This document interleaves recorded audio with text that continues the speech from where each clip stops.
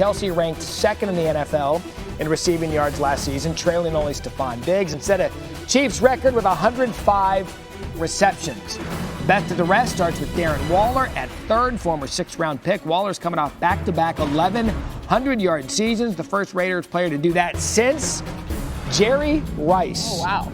Coming in fourth, Mark Andrews, his fourth season in the NFL with the Ravens. Since entering the NFL, he ranks fourth among tight ends with 20 touchdown receptions. And T.J. Hawkinson, number 5, entering his third season in the NFL, coming off his first Pro Bowl after ranking only behind Kelce and Waller in receiving yards among tight ends last year. Here's the rest of the top 10. You've got Hunter Henry, Jonnu Smith. They are now teammates with the Patriots. You got Dallas Goedert and Zach Ertz. Just missing the cut. Rob Gronkowski, not surprising, latter end of his career, has already come out of retirement in Denver's Noah Fant. You know who is more than qualified to talk about tight ends? A former 4-star tight end himself, coming out of the great state of Louisiana. Marcus Spears is with us. So Spears, which tight end not included in the top 10 rankings do you think should be on this list? Yeah, Matt B, what's up, brother? I'm glad you know the history. Listen, man, Noah Fant needs to be up there, and I wouldn't mind Noah Fant being fourth behind Kelce and Kittle and Waller, but Gronk is not in my top 10 either. And look, I know it's an affinity for Rob Gronkowski, but Noah Fant and his explosiveness and what he had to deal with at the quarterback position last year, still being highly productive, I believe this dude is going to ascend to be in that conversation with the top 3 guys that you just mentioned.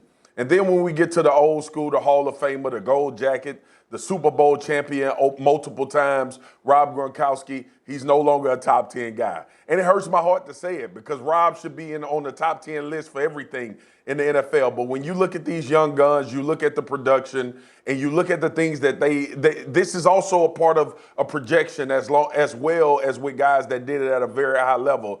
And Gronk right now at this stage of his career is absolutely a formidable tight end, as we saw last year. But I wouldn't have him in that top 10 crew right now, which hurts my heart to say about Gronk. You mentioned he's a Hall of Famer. He's got his Super Bowl rings. He certainly made a career of himself. But when you look at this list of tight ends, and then you see a guy like Kyle Pitts coming out of Florida get drafted here in the first round, how important is a dominant tight end to the success of a team in the NFL?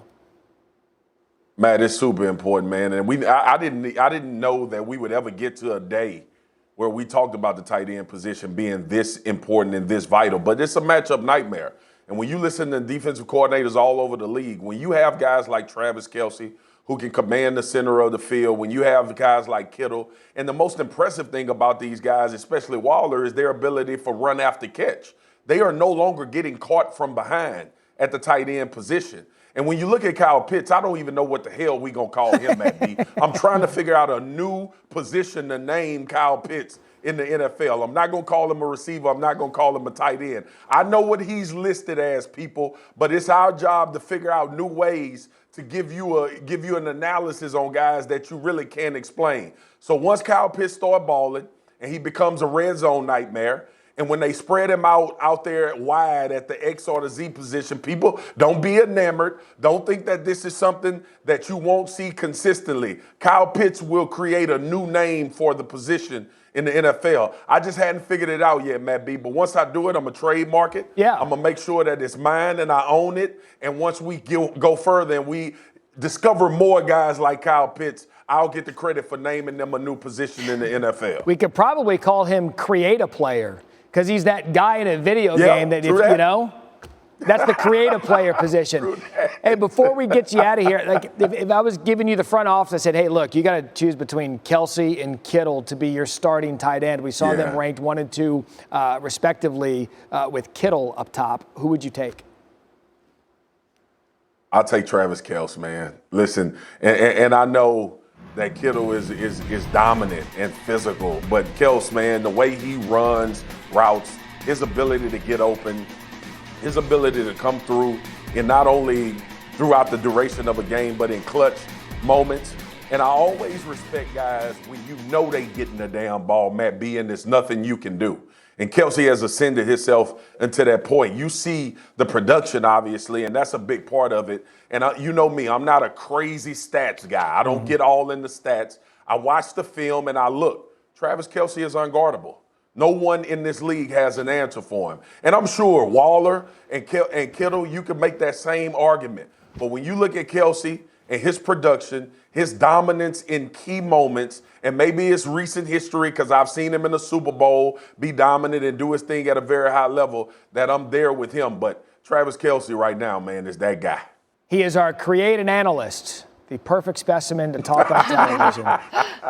Thank you, Swagoo. Love you. Have a good weekend. My brother. All right. Love you too, brother. Please.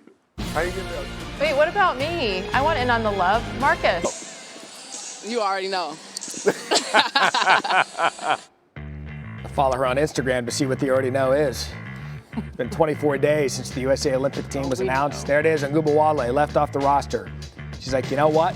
Have this 26 points in her first All-Star game appearance, the 26th, fourth most All-Star game history, and won the game MVP. But you already know Mexico's coming up next for her. Mexico sounds kind of amazing. You know what? Let's go. Right about now. Just saying. Well, like, Sports we've Center got on the 90 road. minutes left, all right? Enrique Ngubawale. 12 days away from number 12 being eligible to report to Green Bay Packers training camp on July 27th. Though he's eligible, the question is, will he? Adam Schefter back with us for more on that because we are 12 days down. When the team has to report, what are you hearing about, Aaron? What's the latest? Well, Sage, the countdown is on. 12 days left until the Packers go to camp, and I think both sides right now want something that they can have. I think Aaron Rodgers would rather not play in Green Bay. The Green Bay Packers don't want to trade him. They want their quarterback, can't have that. And in the next 12 days, it'll be up to both sides to figure out how they can try to make this happen.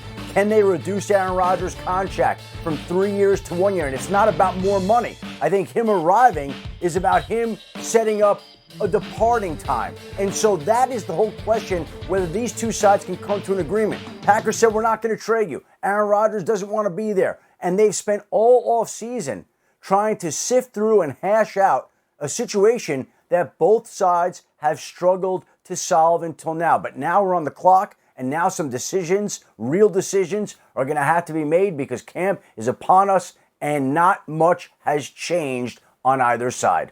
All right, keep us up to date on that. I know you will. Meantime, it's been a long time, Adam, since we've heard anything about Texans quarterback Deshaun Watson. He requested that trade back in January, but then multiple sexual assault civil lawsuits were filed against him, and it's been really quiet ever since. What is the latest on Deshaun's future in Houston? Sage, I think some people have assumed or thought that the NFL could wind up putting him on the commissioner's exempt list. But if you look at the history of the players that Roger Goodell has put on there, 9 players over time, and 8 of them have all been involved in legal situations and been charged. And that has not been the case here. And in fact, Deshaun Watson continues to maintain his innocence in this particular situation as the allegations from other women mount. And so the league would have a hard time putting him on the commissioner's exempt list. He's already said he doesn't want to be there. The Texans physically and mentally have moved on from him with all the other quarterback moves that they've made. I think there would be other teams that would be interested in trading for him, but the Texans right now don't seem inclined to be able to do that. But if we're going to look out there and get away from the legal situation that hangs over this, that's most important and significant right now, but look from a football standpoint as to who could be interested. I think the Texans would prefer to trade him out of conference, and if you're looking at a conference, there's no team with more ammunition than the Philadelphia Eagles. That would be a team to watch. You take a look at all the picks that they are scheduled to have in the next couple of drafts. Those 2 second-round picks next year could be a 1, actually. So it could be 3 1s and 1 2. And they are loaded up at that position. They have depth on the roster.